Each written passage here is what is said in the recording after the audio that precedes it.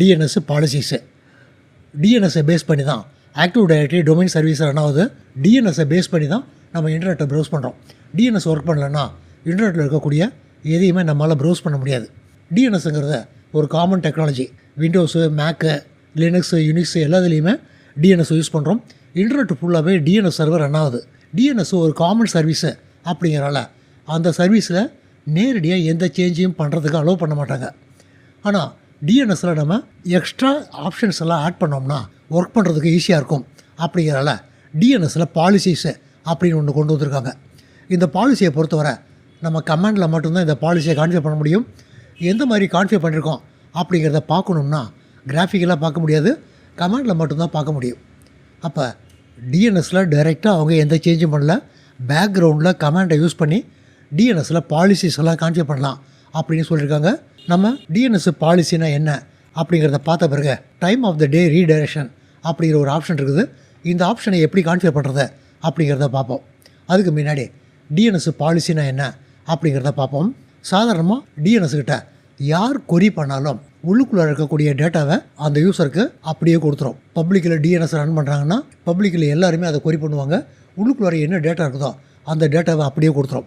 ஆனால் பாலிசியை யூஸ் பண்ணி நம்ம என்ன செய்ய போகிறோம்னா, யூஸர் யார் கேட்குறாங்க, எந்த டைமில் கேட்குறாங்க, எங்கேருந்து கேட்குறாங்க, ஹேக்கிங் ஏதாவது நடக்குதா அப்படிங்கிற எல்லாத்தையும் பார்த்து அதுக்கு தகுந்த மாதிரி டிஎன்எஸ் வேலை செய்யணும். அப்படிங்கிறனால தான் நம்ம பாலிசியை செட் பண்ணுறோம். நம்ம ஏற்கனவே பார்த்தோம், டிஎன்எஸில் கிராஃபிக்கலாக எதுவும் சேஞ்ச் பண்ண முடியாது. டிஃபால்ட்டாக கிராஃபிக்கலாக எந்த மாதிரி இருக்குமோ அதே மாதிரி தான் டிஎன்எஸ் இருக்கும்.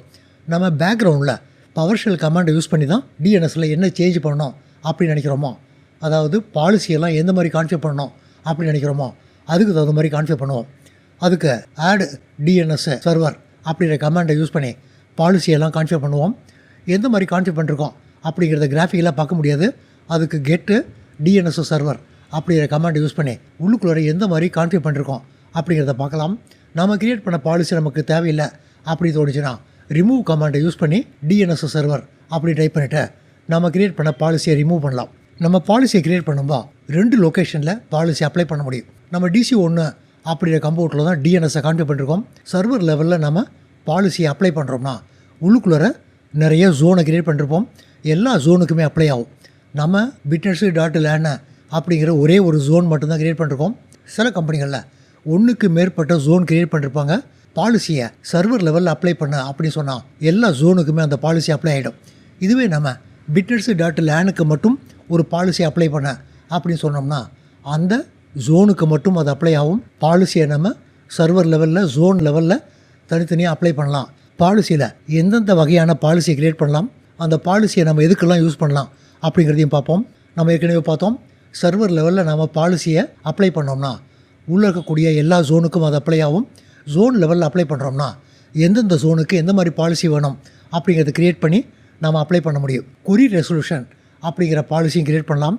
அதாவது யூஸர் கேட்டாங்கன்னா அவங்களுக்கு சிச்சுவேஷனுக்கு தகுந்த மாதிரி எந்த மாதிரி ரிப்ளை தரணும் அப்படிங்கிறத கொரி ரெசல்யூஷனில் நம்ம கான்ஃபிகர் பண்ணுவோம். ஒரு டிஎன்எஸ் சர்வர்லேருந்து வேறு ஒரு டிஎன்எஸ் சர்வருக்கு ஜோனை ட்ரான்ஸ்ஃபர் பண்ணுவோம். ஒரு உதாரணத்துக்கு பிரைமரி டிஎன்எஸ் சர்வர்லேருந்து செகண்டரி டிஎன்எஸ் சர்வருக்கு பிரைமரி சர்வரில் இருக்கக்கூடிய டேட்டா எல்லாத்தையுமே ட்ரான்ஸ்ஃபர் பண்ணுவோம். அந்த மாதிரி ட்ரான்ஸ்ஃபர் பண்ணும்போது எந்த மாதிரி ட்ரான்ஸ்ஃபர் பண்ணலாம் அப்படிங்கிறதையும் பாலிசியில் கான்ஃபிகர் பண்ண முடியும். பாலிசியில் நம்ம கம்பெனி நெட்வொர்க்குள்ளேருந்து யூஸர் யாராவது கேட்டாங்கன்னா அவங்களுக்கு ஆன்சர் பண்ணு, ரிப்ளை கொடு அப்படின்னு அலோவ் அப்படின்னு சொல்லலாம். கம்பெனி நெட்வொர்க்கை தவிர வேறு நெட்வொர்க்லேருந்து யாராவது கேட்டாங்கன்னா அவங்களுக்கு டினை பண்ணிட அப்படின்னு சொல்லலாம். அப்போ வேறு ஒரு நெட்வொர்க்லேருந்து கம்பெனி நெட்வொர்க்கில் இருக்கக்கூடிய டிஎன்எஸை கான்டெக்ட் பண்ணி ஏதாவது கொரி பண்ணாங்கன்னா கொரிக்கு ஆன்சர் பண்ண முடியாது அப்படின்னு சொல்லிடும். இதுவே இக்னோர் அப்படிங்கிற ஒரு ஆப்ஷனும் இருக்குது. இந்த டினைக்கும் இக்னோருக்கும் என்ன வித்தியாசம் அப்படிங்கிறத பார்ப்போம். வேறு ஒரு நெட்வொர்க்லேருந்து யாரோ ஹேக் பண்ணுறதுக்காக அவங்க நம்ம டிஎன்எஸை கொரி பண்ணுறாங்க. நம்ம டிஎன்எஸ் அவங்களுக்கு பதில் தர முடியாது, ரெஃப்யூஸ்டு அப்படிங்கிற இன்ஃபர்மேஷன் அனுப்புது. அப்படி இன்ஃபர்மேஷன் அனுப்பிச்சுன்னா அடுத்த ஹேக்கிங் உடனே திரும்பவும் கேட்பாங்க. இது மாதிரி கண்டினியூவாக அவங்க கேட்டுக்கிட்டே இருப்பாங்க. இதுவே நம்ம இக்னோர் அப்படின்னு கான்ஃபிகர் பண்ணோம்னா வேறு ஒரு ஐபியிலேருந்து ரிக்வஸ்ட் வருதுன்னா அதுக்கு பதிலே சொல்லாதுன்னா அந்த ஃபைலை ட்ராப் பண்ணிவிடும். அப்போ கொரி பண்ணவங்களுக்கு ஆன்சர் வராது. அவங்க ஒரு 10 செகண்ட் வெயிட் பண்ணி பார்க்கணும். வெயிட் பண்ணி பார்த்துட்டு ஆன்சரே வரலன்னா திரும்ப அவங்க கொரி பண்ணுவாங்க. டினை பண்ணோம்னா டினை மெசேஜ் வந்ததும் அடுத்த ஹேக்க ஆரம்பிச்சிருவாங்க.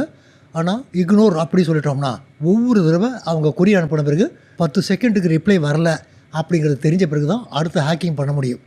அப்படின்னா டினை பண்ணும்போது எந்த அளவுக்கு ஃபாஸ்ட்டாக அவங்க அட்டாக் பண்ணுறாங்களோ அந்த அளவுக்கு ஃபாஸ்ட்டாக இக்னோர் பண்ணும்போது அட்டாக் பண்ண முடியாது. காரணம் ஒவ்வொரு அட்டாக்குக்கும் இடையில் 10 செகண்டு அவங்க வெயிட் பண்ணி ஆகணும். பாலிசியை பொறுத்தவரை 6 வகையான பாலிசியை நம்ம கான்ஃபிகர் பண்ணலாம்.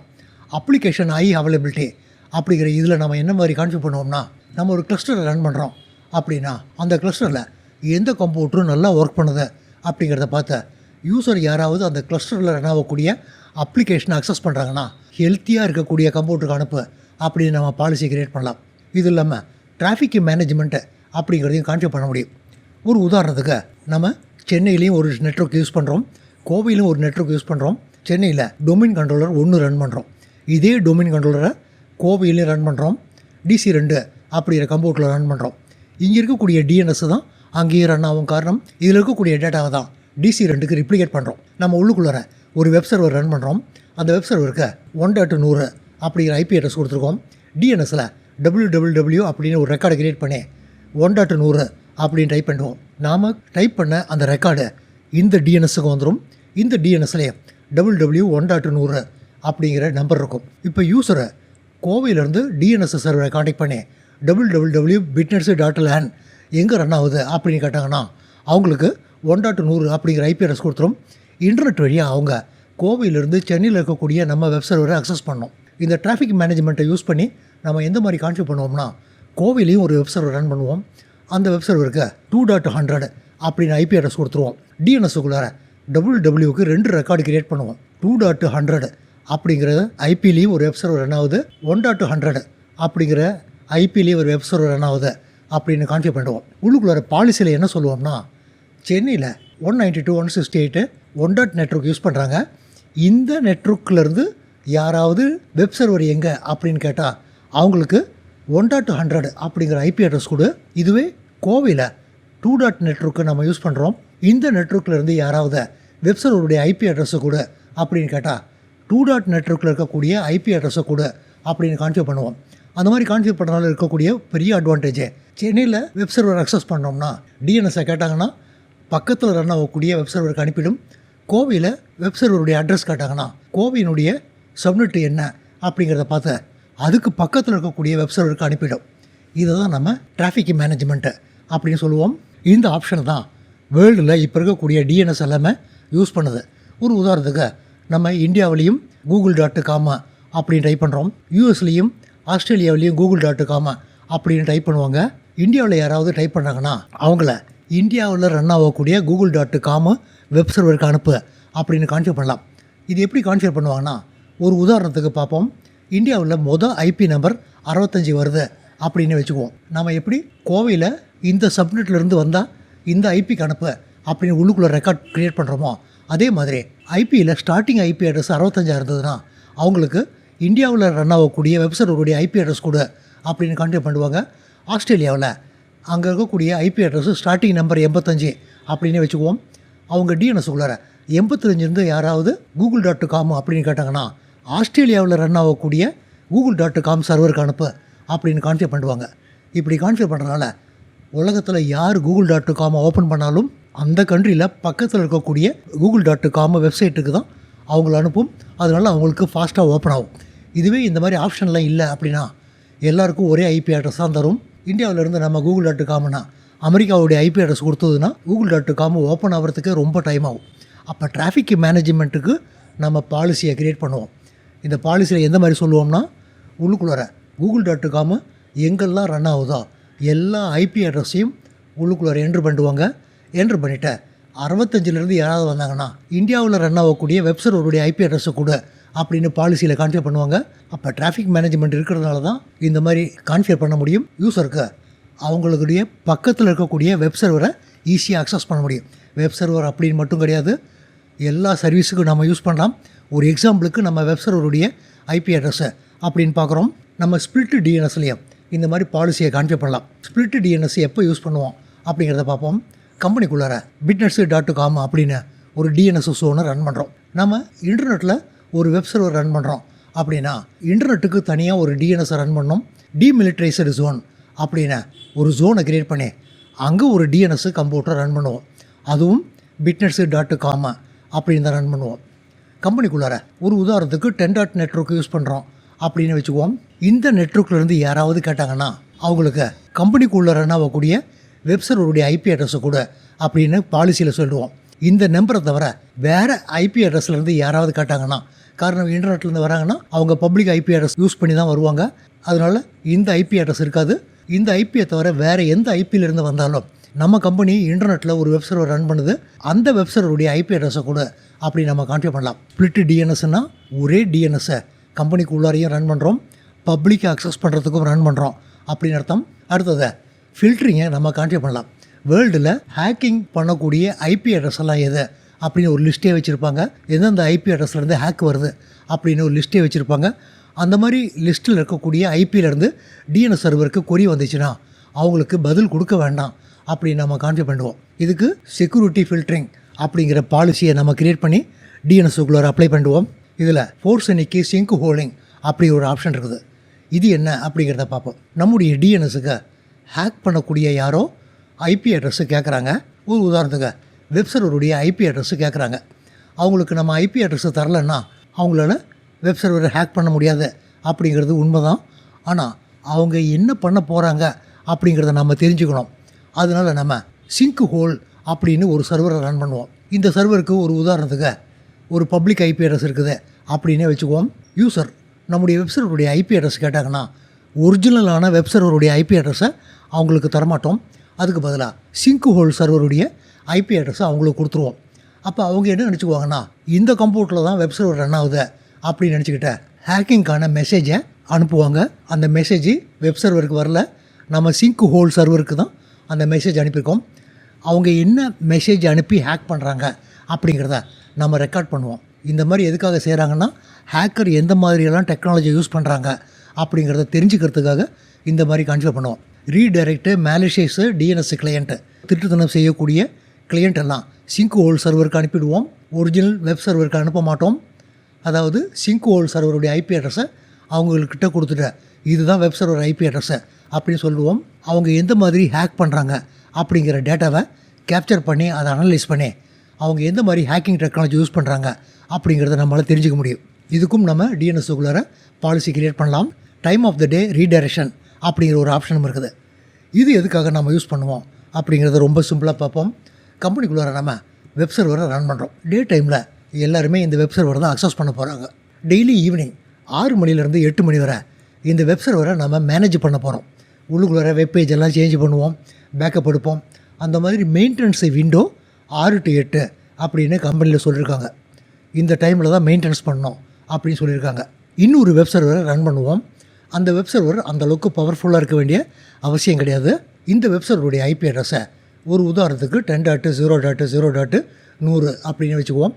இந்த வெப் சர்வருடைய ஐபி அட்ரஸை 10.0.120 அப்படின்னு வச்சுக்குவோம். டிஎன்எஸில் என்ன சொல்லிடுவோம்னா, யூசர் யாராவது வெப் சர்வருடைய ஐபி அட்ரஸ் கேட்டாங்கன்னா அவங்களுக்கு இந்த ஐபி அட்ரஸை கூட அப்படின்னு சொல்லுவோம். பாலிசியில் என்ன கண்டிஷன் சொல்லுவோம்னா, ஈவினிங் 18 மணிலேருந்து, அதாவது சாயங்காலம் 6 மணிலேருந்து 20 மணிக்குள்ளார யாராவது வெப் சர்வருடைய ஐபி அட்ரஸை கேட்டாங்கன்னா அவங்கள இந்த சர்வருக்கு அனுப்பாத, அவங்களுக்கு இந்த ஐபி அட்ரஸை கூட அப்படின்னு கான்ஃபிகர் பண்ணுவோம். அப்போ இந்த 2 மணி நேரத்தில் யார் வெப் சர்வருடைய ஐபி அட்ரஸை கேட்டாலும் அவங்கள இந்த சர்வருக்கு அனுப்பிடும்.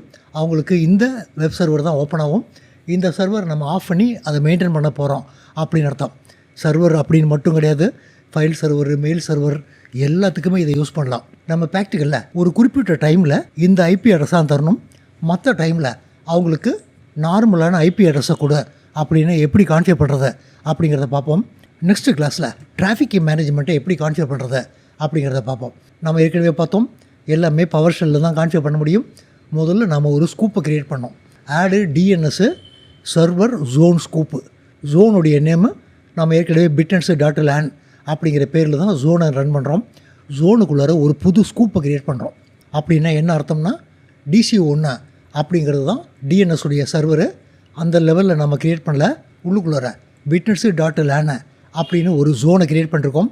இந்த ஜோனுக்கு உள்ளார ஒரு ஸ்கூப்பை க்ரியேட் பண்ணுறோம். இந்த ஸ்கூப்பு அப்படின்னு சொல்லிட்டால DHCP சர்வரில் 192.168 1.0 நெட்வொர்க்கில் இந்த ஐபியிலேருந்து இந்த ஐபி வரை கேட்குறவங்களுக்கு கூட அப்படின்னு ஸ்கூப்பை க்ரியேட் பண்ணுவோம். அதே மாதிரி தான் டிஎன்எஸ்க்குள்ளார நம்ம ஸ்கூப்பை க்ரியேட் பண்ணுறோம். டிஎன்எஸ்க்குள்ளார ஸ்கூப்பை க்ரியேட் பண்ணும்போது ஸ்கூப்புக்கு நேம் மட்டும்தான் சொல்லியிருக்கோம், எந்த இடத்துல க்ரியேட் பண்ணணும் அப்படிங்கிறத சொல்லியிருக்கோம். witness.lan-க்குள்ளார ஒரு ஸ்கூப்பை க்ரியேட் பண்ண ஸ்கூப்புக்கு நைட் ஷிஃப்ட் ஸ்கூப்பு அப்படின்னு பேர் தர சொல்லியிருக்கோம். அடுத்த கமெண்டில் வெப் சர்வர் எங்கே ரன் ஆகுது அப்படிங்கிற ஐபி அட்ரஸை கான்ஃபிகர் பண்ணிருக்கோம். இந்த இடத்துல கான்ஃபிகர் பண்ணும்போது நம்ம எந்த கண்டிஷனும் சொல்லலை. யாராவது www அப்படின்னு கேட்டாங்கன்னா 121 அப்படிங்கிற ஐபி அட்ரஸுக்கு அனுப்ப அப்படி சொல்லியிருக்கோம். அப்படின்னா இதுதான் மெயின் வெப் சர்வர். நார்மலாக எல்லாருமே இந்த 121 அப்படிங்கிற ஐபியில் ரன் ஆகக்கூடிய வெப் சர்வருக்கு தான் வருவாங்க. இந்த இடத்துல நம்ம கண்டிஷன் எதுவுமே சொல்லலை. என்ன சொல்லியிருக்கோம்னா, ஒரு ஏ ரெக்கார்டை க்ரியேட் பண்ண witness.lan-க்குள்ளார www அப்படின்னு ரெக்கார்டை க்ரியேட் பண்ணி அதுக்கு இந்த ஐபி அட்ரஸ் கூட அப்படின்னு மட்டும்தான் சொல்லியிருக்கோம். இந்த ஒர்க்கை நம்ம கிராஃபிக்கலாகவும் நியூ ஏ ரெக்கார்டு அப்படின்னு ரைட் கிளிக் பண்ணிவிட்டு www அப்படின்னு ஐபி அட்ரஸை செட் பண்ணலாம். அடுத்த கமாண்டில் add DNS server resource record இன்னொரு ரெக்கார்டு க்ரியேட் பண்ணுறோம். அதுவும் www அப்படின்னு தான் க்ரியேட் பண்ணுறோம். இந்த ரெக்கார்டை நம்ம எங்கே க்ரியேட் பண்ணுறோம்னா, நம்ம ஏற்கனவே க்ரியேட் பண்ண இந்த ஸ்கூப்புக்குள்ளார க்ரியேட் பண்ணுறோம். அதாவது நைட் ஷிஃப்ட்டு ஸ்கூப்புக்குள்ளார இந்த ஐபி அட்ரஸை க்ரியேட் பண்ணுறோம். இதை சிம்பிளாக எப்படி பார்க்கணும்னா, DC1 witness.lan அப்படின்னு ஒரு ஜோனை க்ரியேட் பண்ணிருக்கோம். அந்த ஜோனுக்குள்ளார இந்த ரெக்கார்டை க்ரியேட் பண்ணுறோம். இந்த இடத்துல பார்த்தோம்னா ஜோனுடைய நேம் மட்டும்தான் இருக்குது, ஸ்கூப் இன்ஃபர்மேஷன் எதுவுமே கிடையாது. அப்படின்னா இந்த இடத்துல 1.121 அப்படிங்கிற ஐபி அட்ரஸை க்ரியேட் பண்ணுறோம். இந்த ஜோனுக்குள்ளார நம்ம ஏற்கனவே ஒரு ஸ்கூப்பை க்ரியேட் பண்ணிருக்கோம். அந்த ஸ்கூப்பு நைட் ஷிஃப்ட் ஸ்கூப்பு அப்படின்னு க்ரியேட் பண்ணிருக்கோம். இந்த ரெக்கார்டை நம்ம எங்கே க்ரியேட் பண்ணுறோம்னா, நைட் ஷிஃப்ட் ஸ்கூப்புக்குள்ளார க்ரியேட் பண்ணுறோம். அதாவது 1.122 அப்படின்னு www ரெக்கார்டை க்ரியேட் பண்ணுறோம். இதுவும் www ரெக்கார்டு தான். இனிமேல் தான் நம்ம பாலிசியை சொல்லணும். பாலிசியில் என்ன சொல்லணும்னா, சாயங்காலம் 6 மணிலேருந்து 8 மணி வரை யாராவது ஐபி அட்ரஸு கேட்டாங்கன்னா அவங்கள நைட் ஷிஃப்ட் ஸ்கூப்புக்கு அனுப்பிவிடு அப்படின்னு பாலிசியில் கான்ஃபிகர் பண்ணுவோம். அதாவது கண்டிஷனை பாலிசியில் தான் சொல்லுவோம். டைம் பேஸ்டு பாலிசியை க்ரியேட் பண்ணுறோம். ஆட் டிஎன்எஸ் கொரி ரெசல்யூஷன் பாலிசிக்கு என்ன நேமு அப்படி சொல்லிட்டோம். நைட் ஷிஃப்ட் பாலிசி அப்படின்னு சொல்லிட்டோம். அலோவ்னா கேட்குறவங்களுக்கு ஐபி அட்ரஸு கூட அப்படின்னு அர்த்தம். ஜோனுடைய ஸ்கூப் எது அப்படின்னு சொல்லணும். இந்த ஸ்கூப்பு அப்படி சொல்லிட்டோம். Time of the day evening 6 மணிலேருந்து 7 மணி வரை யாராவது வந்தாங்கன்னா ஈக்குவல் கமாண்டு டைப் பண்ணிருக்கோம். இந்த டைமில் யாராவது வந்தாங்கன்னா அவங்கள நைட் ஷிஃப்ட் ஸ்கூப்புக்கு அனுப்பிவிட அப்படின்னு இந்த இடத்துல தான் கான்ஃபிகர் பண்ணுறோம். அப்போ ஈவினிங் 6லேருந்து 7 வரை யாராவது வெப் சர்வர் ஓப்பன் பண்ணணும் அப்படின்னு வந்தாங்கன்னா அவங்களுக்கு இந்த ஐபி அட்ரஸ் கொடுத்துரும். அதாவது மெயின் வெப் சர்வர் என்னாவது நம்ம பேக்கப்புக்காக ஒரு வெப் சர்வர் வச்சுருக்கோம். இதை நம்ம மெயின்டெனன்ஸுக்காக ஆஃப் பண்ணி அதில் ஒர்க் பண்ணுறோம். அதனால் வேறு ஒரு வெப் சர்வருக்கு அனுப்பு அப்படின்னு நம்ம கான்ஃபிகர் பண்ணுறோம். இந்த 4 கமாண்டு என்ன அப்படிங்கிறது தெரியணும். DC1 கம்ப்யூட்டரை செட்டிங்கை ஓப்பன் பண்ணுறோம். ஏற்கனவே இந்த கம்ப்யூட்டரை எக்ஸ்டர்னல் சுவிட்ச் கூட கனெக்ட் ஆகிருக்குது. எக்ஸ்டர்னல் சுவிட்ச் கூட கனெக்ட் ஆகிருக்குதுன்னா இன்டர்நெட் அக்சஸ் பண்ணோம். நம்ம டைமை சேஞ்ச் பண்ணோம்னா நமக்கு ஒர்க் பண்ணாது. அந்த ஒரு காரணத்தினால இன்டர்நெட் கனெக்ஷன் வேண்டாம் அப்படின்னு இன்டர்னல் சுவிட்சுக்கு சேஞ்ச் பண்ணிட்டோம். இன்னொரு கம்ப்யூட்டர் டெஸ்ட் பண்ணுறதுக்காக யூஸ் பண்ண போகிறோம். இதுலேயும் இன்டர்நெட் கனெக்ஷன் வேண்டாம் அப்படின்னு இன்டர்னல் சுவிட்சுக்கு சேஞ்ச் பண்ணிவிட்டு ஓகே அப்படிங்கிறத கிளிக் பண்ணிட்டோம். DC1 கம்ப்யூட்டரை ஸ்டார்ட் பண்ணுறோம். DC1 கம்ப்யூட்டரில் இப்போ டைம் என்ன அப்படிங்கிறத பார்த்துக்குவோம். இப்போ 12:20 அப்படின்னு இருக்குது. நம்ம இதில் நேரடியாக கிராஃபிக்கலாக கான்ஃபிகர் பண்ண முடியாது. அதனால் பவர் ஷெல் ஐஎஸ்சியை அட்மினிஸ்ட்ரேட்டர் பவரில் ஓப்பன் பண்ணிக்கிறோம். இதை மினிமைஸ் பண்ணிவிட்டு பார்த்து அதே கமாண்ட் அப்படியே காப்பி பண்ணிவிட்டு DC1 கம்ப்யூட்டரில் ஃபேஸ் பண்ணிக்கிறோம். ஜோனுக்குள்ளார ஒரு ஸ்கூப்பை க்ரியேட் பண்ணோம். இதை செலக்ட் பண்ணிவிட்டு ரன் பண்ணுறோம். நமக்கு எரர் மெசேஜ் காட்டில் க்ரியேட் ஆகிருக்குதா அப்படிங்கிறத பார்க்குறதுக்கு இந்த இடத்துல கெட்டு கமாண்டை டைப் பண்ணிவிட்டு ஃபேஸ் பண்ணிவிட்டு என்ட்ரியை ப்ரெஸ் பண்ணுறோம். 2 ஐஃபன் டைப் பண்ணிருக்கோம். அதில் ஒரு ஐஃபனை எடுத்துக்குவோம். என்ட்ரியை ப்ரெஸ் பண்ணுறோம். உள்ளுக்குள்ளார witness.lan நைட் ஷிஃப்ட் ஸ்கூப்பு அப்படின்னு ஒரு ஸ்கூப்பு க்ரியேட் ஆகிருக்குது. ஆடுக்கு பதிலாக நீங்கள் கெட்டு அப்படின்னு டைப் பண்ணிங்கன்னா நம்ம க்ரியேட் பண்ண ரெக்கார்டு கரெக்டாக க்ரியேட் ஆகிருக்குதா அப்படிங்கிறத தெரிஞ்சுக்க முடியும். அடுத்த கமெண்டில் witness.lan ஜோனில் வெப் சர்வருக்கு இந்த ஐபி அட்ரஸ் செட் பண்ண அப்படின்னு கமாண்டை ரன் பண்ணுறோம். நமக்கு எரர் மெசேஜ் காட்டுது. என்ன காரணம் அப்படிங்கிறத பார்ப்போம். இந்த இடத்துல ஏ ரெக்கார்டை க்ரியேட் பண்ண அப்படின்னு சொல்லணும். அதனால் -A அப்படின்னு டைப் பண்ணிக்கிறோம். அதே மாதிரி அடுத்த கமாண்ட்லேயும் ஏ ரெக்கார்டை க்ரியேட் பண்ண அப்படின்னு சொல்லணும். -A அப்படின்னு டைப் பண்ணிக்கிறோம். இப்போ கமாண்டை செலக்ட் பண்ணிவிட்டு ரன் பண்ணோம்னா ரெக்கார்டு க்ரியேட் ஆகிடும். ரெக்கார்டு க்ரியேட் ஆகிடுச்சு. காரணம் wwwங்கிறது ஒரு ஏ ரெக்கார்டு. witness.lan ஜோனுக்குள்ளே ரெக்கார்டு க்ரியேட் பண்ணிட்டோம். நைட் ஷிஃப்ட் ஸ்கூப்புக்குள்ளார ஒரு ரெக்கார்டை க்ரியேட் பண்ணோம். வெப் சர்வருடைய ஐபி அட்ரஸு 122 அப்படின்னு சொல்லிவிட்டு இந்த கமாண்டு ரன் பண்ணுறோம். இதுவும் நமக்கு ரன் ஆகிடுச்சு. இனிமேல் தான் பாலிசியை க்ரியேட் பண்ண போகிறோம்.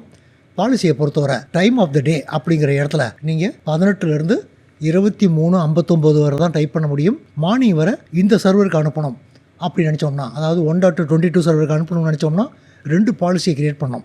ஒரு பாலிசி 18லேருந்து 23:59 அப்படின்னு க்ரியேட் பண்ணோம். இன்னொரு பாலிசி 00லேருந்து 06 வரை அப்படின்னு இன்னொரு பாலிசி க்ரியேட் பண்ணோம்.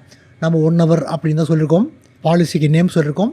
ஆக்ஷன் அளவு, zone scope, night shift scope, time equal to இந்த டைமாக இருந்தால் அப்படி சொல்லியிருக்கோம்.